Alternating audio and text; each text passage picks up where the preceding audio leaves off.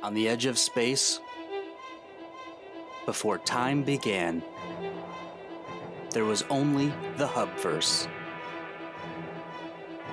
Sprocketeers avenged clarity, they dismantled obscurity, they danced when the flywheel spun. Here, we bring you the stories and the journeys to becoming the HubSpot superadmin. In this episode, Caleb tells us the story of Dropdown Select and explains how he's somewhere between a DIY YouTube video and a hired contractor. Welcome to the Becoming a HubSpot Superadmin podcast. We are championing the HubSpot Superadmin. With us today, we have Caleb King. He's an inbound consultant at HubSpot. He's an active member of the HubSpot Superadmin community as Dropdown Select. Hey, Caleb. Hi. Love to be here. Woohoo! We're having a good time today, and we're going to start off, Caleb, with what his favorite HubSpot tool is and why. Okay. My favorite tool, maybe this is a cheat, it's going to be a combo, but it's reporting on calculated properties. So I love things like using them to calculate open and click rate at a contact and company level, and then segmenting that out in custom reporting, or doing a lot of time between calculations on deals to get things like slightly more advanced versions of what we have in sales analytics for time spent in stage by rep, by segment, by industry, things like that. Love it. It's not just the tool, it's then the reporting of that. Yeah. It's like a true knowledge person. You know that the tool is powerful, and then now that it's so powerful, I can report, answer questions. And you even bucketed it. You even know that bucketing your reporting is important. I can already tell this is going to be a fun podcast. We've had a good time before we got on here. Now that we've gotten the favorite out of the way, no more tips and tricks. Let's talk about you. Give us a couple statements, Caleb, about the role you're in right now and what it is you're doing there at HubSpot. Yeah, so I am an inbound consultant, and our counterpart, because I put some weight on both of those words, is technical consultants. So inbound consultants, we can work with people on pretty much short retainers, either 1 or 5 hours a month, or we have these project-based outcome services where we'll work for 60, 75, 90 days on a specific project like lead score implementation. What I focus on actually of those, we call them OBSs, objective-based services. And my focus there is sales process design, which I love. So that's what I'm doing a lot of. Is the sales process designs and clients who are on retainers. And I think I'm just one piece of HubSpot trying to right-size its solutions, right? There are partners who can be essentially outsourced marketing departments for 10, 20, 70, 100K per month. We are a much smaller solution, and we actually don't build things for people, but we help them learn how to take more advantage or walk through strategies. A lot of people will come to me and saying, what are other sales directors doing? What are other demand gen leaders doing? And they can talk to me about that in our time together every month. It makes a lot of sense that if you're talking to multiple people, then the next one, you now get to the advantage of all of those conversations, and you bring that then to that next conversation. Yep. That makes a lot of sense. That must be a lot of fun, too, because then you do have a bit of an arsenal when you're going into new plans or strategies or new companies.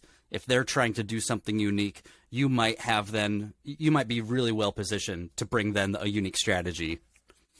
Yeah, love it. It's and to speak to maybe what you're saying is that the more time I spend talking to people, the more I have to bring to the next person or to bring back to the people that keep their ongoing retainer going.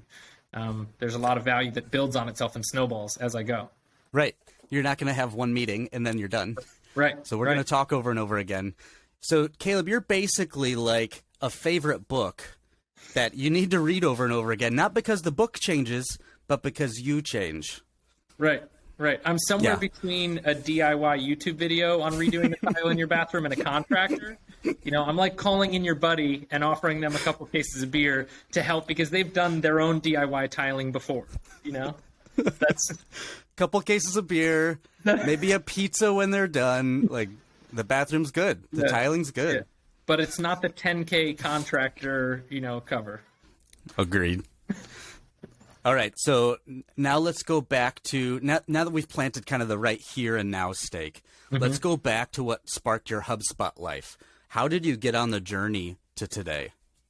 I have a shockingly short HubSpot journey compared to some of the people I've met in this world. I want to say 2020, I needed to run away from a sales role. There was a variety of reasons. We could talk about comp and career growth and all that, but I needed to run away.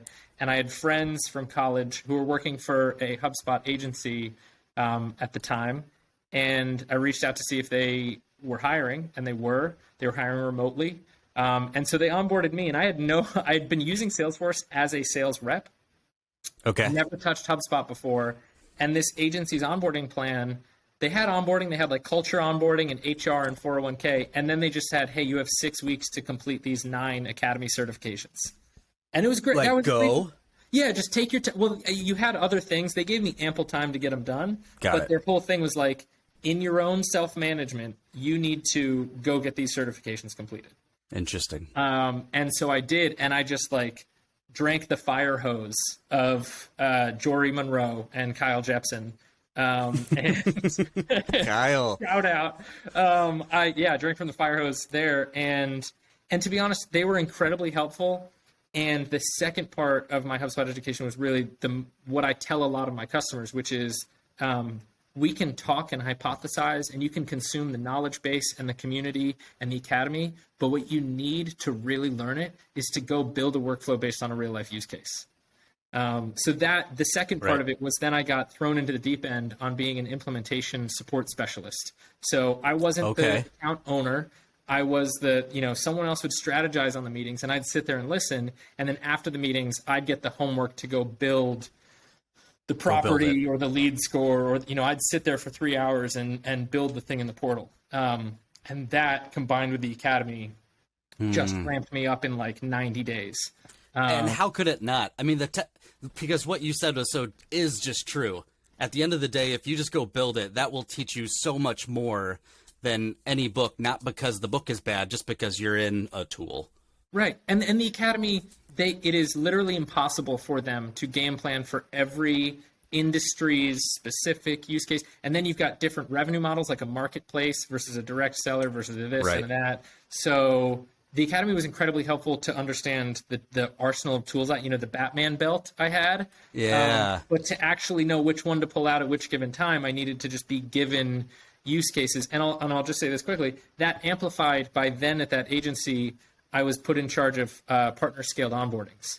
So suddenly, 90 days after I met HubSpot, I was the HubSpot expert, which I was. I very quickly became, and was able to teach people and onboard them on it.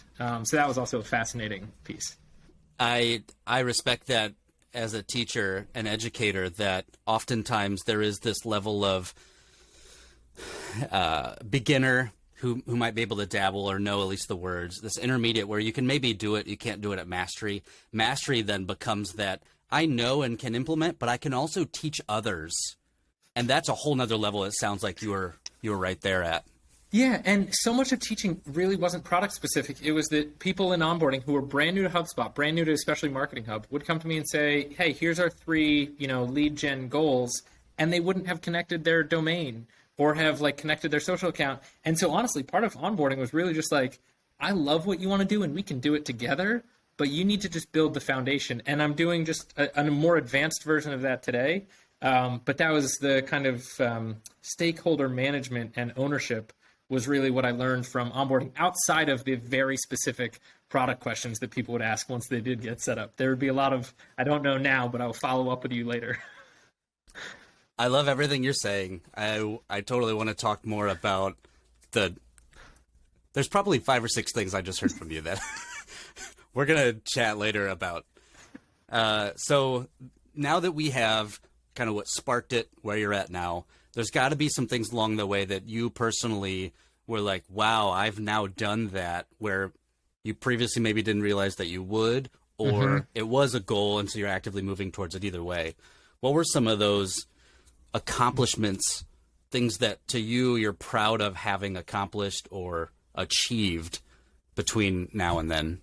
Yeah, I think One of the big ones, maybe I'm cheating here, there was one of our clients at the time was this massive educational company. And when I say massive, I mean to the tune of several thousand landing pages. Okay. That's a big company. Wow. Yeah. And they asked their account owner at our agency, hey, can you give us an analysis of our email performance over the last 12 months?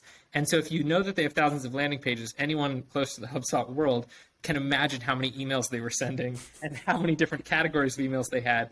And so one of my major milestones was over the course of 8 hours across 2 or 3 days, exporting every email that they'd sent in a running 365 into sheets, and then making a pivot table of that first data export to break it down by category and by language. They had English and Spanish.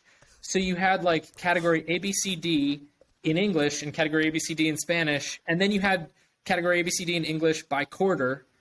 And then, of course, because we're talking about email, you need open, click, and unsubscribe and spam rate. And then, if you're familiar with Google Sheets, doing conditional formatting based on which range it was, which percentile for color coding.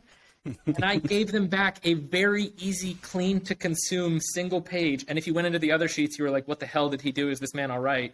Right. But in the first sheet that I sent back to my account owner to send to the client was this beautiful, clean, green to red scaled thing of here's where we have a problem, here's where we've been doing great, and here's where we might want to improve because our Spanish isn't comparing to our English in the same region in the same quarter.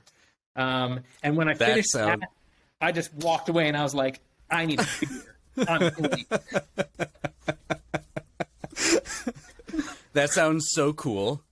All of us geeks know that spreadsheets and getting one to work well, getting one done, getting it to produce the knowledge you want it to produce, that feels amazing.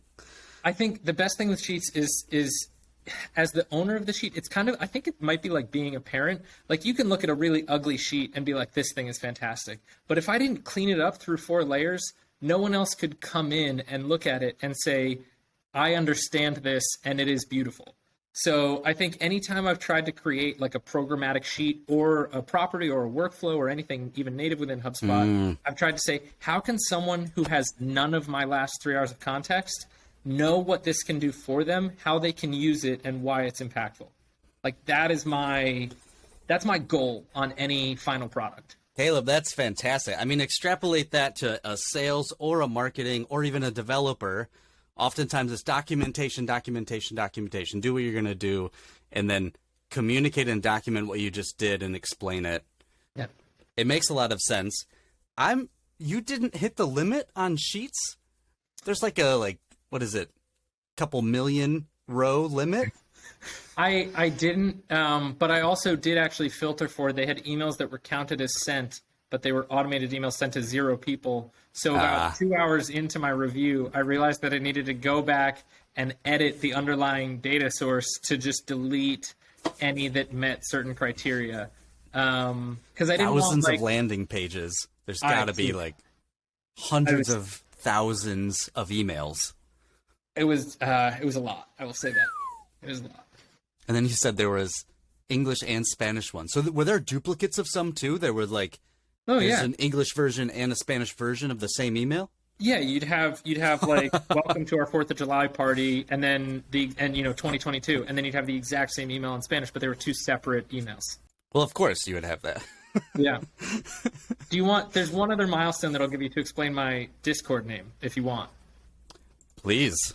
Okay. So I need to anonymize this story. So very early in, before I even got the partner scaled onboardings, again, I was an implementation. I was in the background, the doer, not the face to the client. Right. And the client was collecting job title as single line text, as is the HubSpot default, and actually refused to collect it in any other format. I'll say this, they were in IT SaaS. Won't go any further on the industry there, but they're in IT SaaS. So they're getting titles like CISO, CIO, manager of IT, manager of IT compliance, things like that. And so where I actually learned the pivot table trick later on for that email client with the landing pages was this person who their account owner, she showed me how to create a pivot table of all their job titles and then create a pivot table of that pivot table so that we'd get a count of the most common job titles. Wish I knew that I could just do this in HubSpot reports that I now know how to do.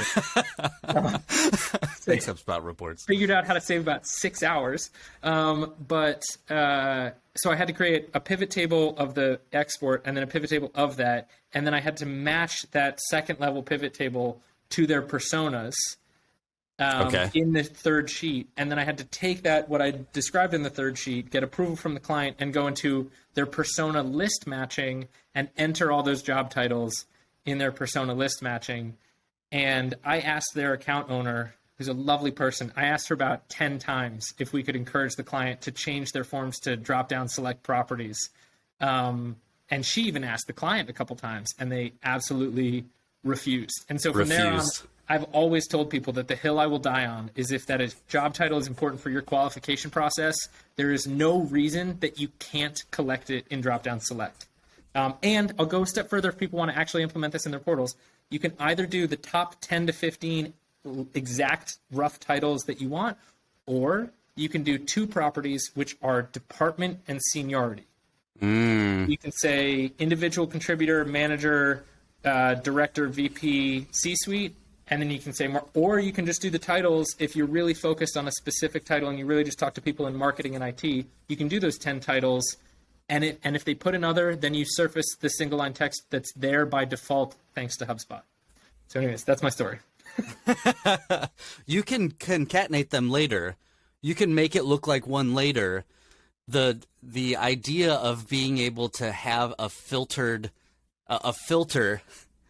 because some people put a capital M or MKT, MGR. Well, that's marketing manager. Someone else wrote it out. Understood. Right.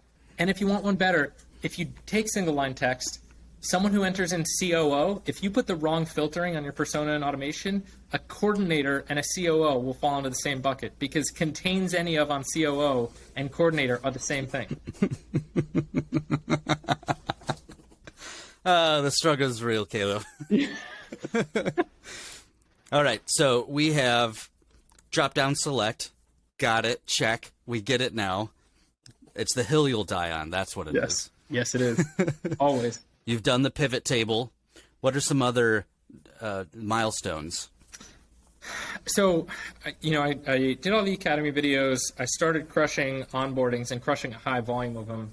And then at some point, I also got handed literally just copying and pasting email and blog content from another tool into HubSpot, classic agency world. And getting familiar with the tools and the formatting there, I think that was just the final piece of like, I could do reports, I could do workflows and properties, but I really couldn't work with many tools around that. And I was actually pretty scared of anything outside of Sales Hub, or Marketing Hub, I should say. And so getting into Sales Hub and getting a little bit into Service Hub as well, I think that honestly came when I moved into HubSpot, which was July of 2021. And just getting in here and doing their onboarding and just, again, being told, go figure it out and be the best that there's ever been so that you can teach others. That mastery level, exactly what you're talking about, being able to teach others. When I moved from the doer at the agency to teaching people at the agency and then teaching people from HubSpot how to do HubSpot, that was kind of the biggest step, I'd say. The only other final step was receiving this specialization of the sales process designs. When I was pointed in that direction and said, this, of all our OBSs, you're going to really focus on this one, that's where I just got to chew in and realize that 80% of people who have sales process problems have the exact same problems. And shout out Chip and Dan Heath from their book, or it's not a people problem, it's a process problem. We just need to get everyone aligned.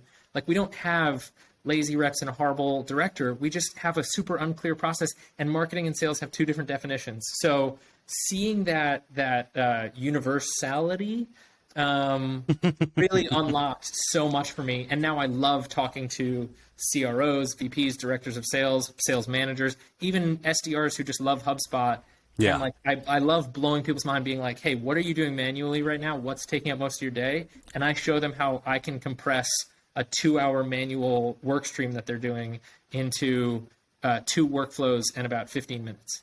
And they're like, oh my God, thank you so much. Right. And so that's not 2 workflows you make every week. That you don't have those 2 hours anymore. It's automatically happening. Yep.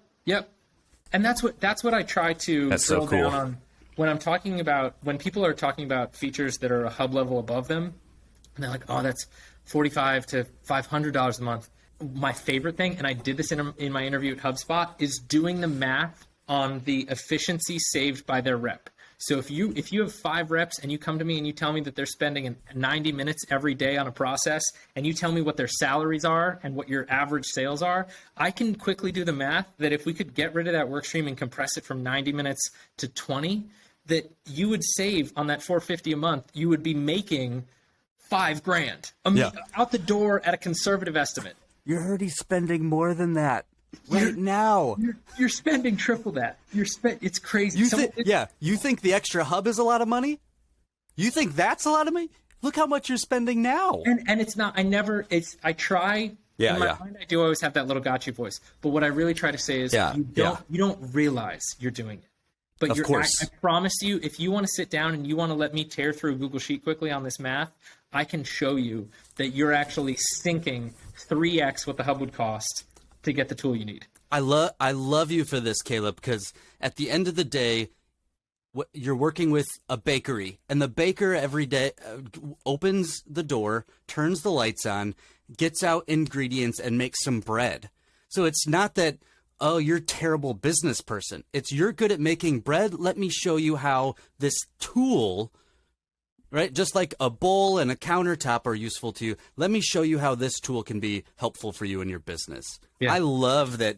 That's like your check. You're like, let me just help you see this. That's it. That's all. And I'm going to take your metaphor a step further. Maybe I'll beat the dead horse here, but not only am I doing that, I have a lot of friends who are my age or who I've met through my professional network that started their own business. And as everyone knows, in an agency or in entrepreneurial efforts, it's not the greener grass that we always think it is. There's some beautiful things, and it can be better if you like that more. But what I love about what I'm doing is that I'm actually pointing out ways that for $200 a month, that baker can spend more time baking and less time on the light switches and the doorknobs. That's what we're doing. And like, or if they're a director of sales, maybe it's not that their passion is just making a ton of money, but how much better is their life if their reps cruise in another 150K? Right. And that's what whether it's passion or it's just salary and performance, I can orchestrate this thing of like, how do we get you to be doing the things you want to be doing more and less of the manual things that I hear from you right now that you hate? It sounds like you're really terrible at your job, Caleb. I don't know why they keep you around. They're going to have to do something with you or train you up. I don't know what's going on, but this doesn't sound good at all. I'm not. It's just so good. You get it, and it feels good to hear from you because you explain it eloquently, because I don't know that you would have another way. Like, you get it, and so that's just what you say. Yeah. Yeah. It is how I'm receiving it. Yeah. All right, let's continue on this between the goalpost thing. Let's shift gears, though, from milestones to people. Yes. Who are some mentors or coworkers or mentees? Who are some people along the way that had a positive influence on you? And tell us the story. Yeah. Right pre-HubSpot introduction was a manager of mine named Erin Arden, who is still at a company, I believe, called ZocDoc. And she just told me that I needed to assume positive intent because I thought everything was a conspiracy and life is a simulation. And she told me to maybe just slow down and assume that people are nice and that would help me in my career. And so she helped guide me in a lot of ways. And then when I stepped away from ZocDoc, there are 3... Can I swear here? Yes. There are 3 badass women that I worked with at that agency who I need to shout out. The biggest, the 2, well, no, they're equal, I'd say. One of them is Megan Sullivan, who she was the account manager. She was the face to the clients. And her patience with me, her willingness to dive on a Zoom and explain how to do the things I needed to learn how to do, she got me up to, she was a guru for years before I was on HubSpot, and she's now a demand gen lead at Tulip Interfaces. I'll shout them out. Hey. And she was awesome. And then the next two are Olivia Perrick-Clark, who was my manager.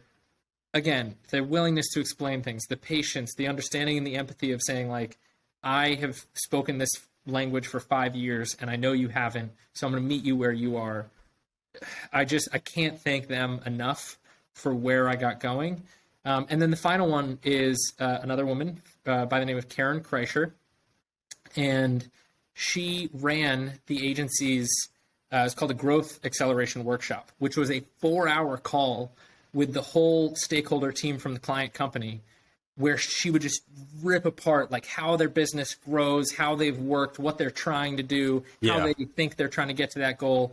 And my job on the gauze, as they were called, was to take notes. So I could sit off camera and I had to notate the whole thing and rip around on my keyboard while she was just tearing through these questions. And like watching that, it was almost like you're in someone's brain, like Osmosis Jones. And she was ripping through the neurons of this company. And that philosophy and that like mental psychological approach to watch in the context of marketing and sales alignment and operations done through HubSpot was just like, oh my, that was this moment. Right. I got to sit on a ton of those. I got to sit on like 10, which is a whole works week of hours. That's awesome. So those three are people I really need to shout out. The final one, this is going to sound so cheesy, is my current manager, Stephanie. She is, again, it's just like these badass women. My whole life is a novel of like how badass women shape the world. But Stephanie, love it. Yes, empathetic and empowering, and like she does a great job of mirroring authentically, which is really difficult to like speak like me without seeming like you're forcing yourself to. Maybe it's because she is, maybe it's because she just knows how to do it so well. I will never be able to know. But she has helped me and guided me towards where I want to be in my career so much. And when I'm on top of the world 10 years from now, there's going to be a plaque saying, thank you, Stephanie McNamara, Megan Sullivan, Olivia Perrick-Clark, and Karen Kreischer. That's fantastic. That's fantastic. I am looking forward to the plaque. and Grant Carlisle at HubSpot superadmins. Don't even. No, I don't deserve that airtime in the slightest. That's fantastic. Do you have a story of a time? So I love the idea of you're saying you were on a call with her. She's ripping through these questions. You now feel like you're inside her head because your role was taking notes. Mm-hmm. One, just want to say, she was ripping through a 4-hour tear of a meeting as a thing that apparently is happening. Two, foresight enough not to just turn on Fireflies and say, oh, this AI is taking notes for me. I don't have to. She's hired someone in to make the priority of getting the human notes.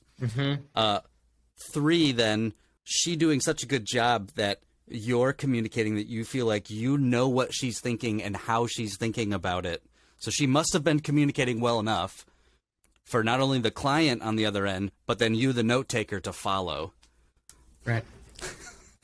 Those are pretty powerful people and impactful mentors when they're transparent enough with you where it's not even about transparency. It's that you're building something together. That's a whole nother level that I'm hearing you say you are privy to. That's pretty special. I think there's one way that I could put it that might be more digestible to people who don't speak the Klingon that is HubSpot to non-HubSpotters, which is for all the sales gurus. Like one of the people I follow on LinkedIn is Kevin Dorsey. And I've gotten into this like sales guru LinkedIn algo. And imagine what sales leaders would say if you said, hey, I want your salespeople at least once a week to spend 4 hours on a call with a prospect just running discovery questions with no turn, with no third act. They're going to run 4 hours of discovery and they're going to have a whole buying council cross-functionally on the call. Like that's what these gauze were, because we'd already sold them we had no worries. So we really just needed to get information. So it was a 4-hour discovery call extraordinaire. And so doing that across sales and marketing and anything else, and across industries. I mean, we had people in auto, we had people in tech SaaS, we had people in like micro bubble field environmental cleanup. I honestly didn't even understand it by the end of the 4 hours, but it was fantastic business. Right. They still had revenue and email marketing goals. But it was across industries. And so, yeah, 4 hours of discovery. Imagine how much those sales gurus would be fascinated if you could just say, I'm going to take your rep, and once a week with a whole buying council, they're just going to do 4 hours of discovery. Like, that teaches you so much. I'm loving everything you're saying. And you did a nice job of translating it over to sales speak. Like general sales speak to this is discovery call. Yep. When the human empathy hat for some reason is on as you're saying that, because as you build a relationship, when you start one, you don't need to start it again. You need to update. And over time, you know what's going on. You just ask, like, how's that going? How's that job going? How's that relationship going? Mm-hmm. How's that new initiative? How's that house project? How's your car running? And so are you doing that for your business relationships too? Like we think we know everything that's going on. So I'm going to ask how all those things are going. And then at the end you can be like, is there anything else going on? Is there anything I missed? Like how's it makes a lot of sense to me. It feels so human. And you did a really nice job of sales speaking it so that it applies to people.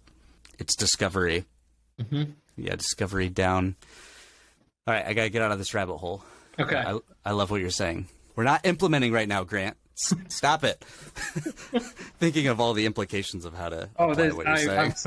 I'm so bad. It's like there's a lot of people who are thinkers, and I love when I meet people like this because I'm like this, where you give them, crumb A and crumb B, and the thing they verbalize to you is like crumb E. And I'm like that.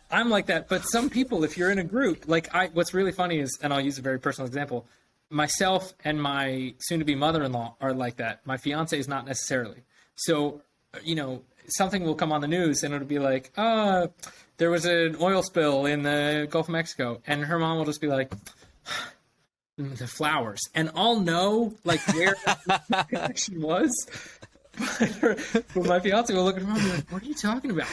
And I love people who think like that. But the people who do, like myself, we still owe it to ourselves and to everyone to show our work, because that gets better alignment. And that's why I lost points in high school for not showing my math, but just writing the final answer.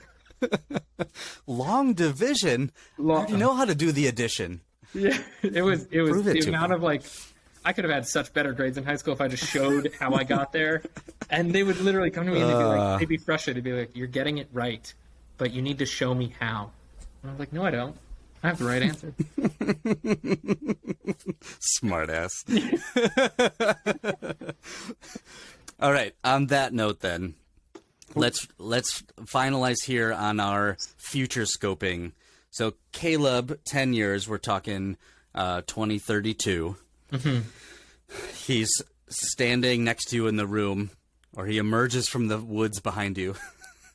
And after you freak out, and you accept that this is future Caleb, what is he saying to you? What is his current role? What are his hobbies? What's he doing? Mm-hmm. What does he say? I think he would say the same mantra that I have lived with from a high school social studies teacher who passed me on a class that they should not have passed me on, but they were feeling gracious. And they said, I'm going to give you passing grade, but I want you to hold on to this, to enjoy the smaller moments just as much, if not more, than the milestones. So last year, I can put that into very practical application. I closed on and bought in and moved into a house about almost a year ago today. I'm getting married in 3 days, and I'm psyched for that, to someone I've been dating now for almost 6 years. And those milestones, that wedding is going to be so fun, and I can't wait. And closing on the house feels enormous. And every time Julie and I have a cup of tea at night, I try to soak in that moment just as much as when I'm going to say my vows or when I got the keys. Because those are, that's what I've Wow. lived with that for so long. And I love what I do for work. And I still would say that I work to live. I don't live to work. And so that's what he would say, because it is a mantra that I've constantly reminded myself of, since he told me that in, I don't know, a long time ago. Caleb 2032 is going to tell you you're living out that mantra. That's what I'm hearing. He's been practicing it. And where is he? I'll tell you this in terms of career goals. Right now I'm consulting and I'm working with a book of 20, 30, 40 HubSpot customers at any given time.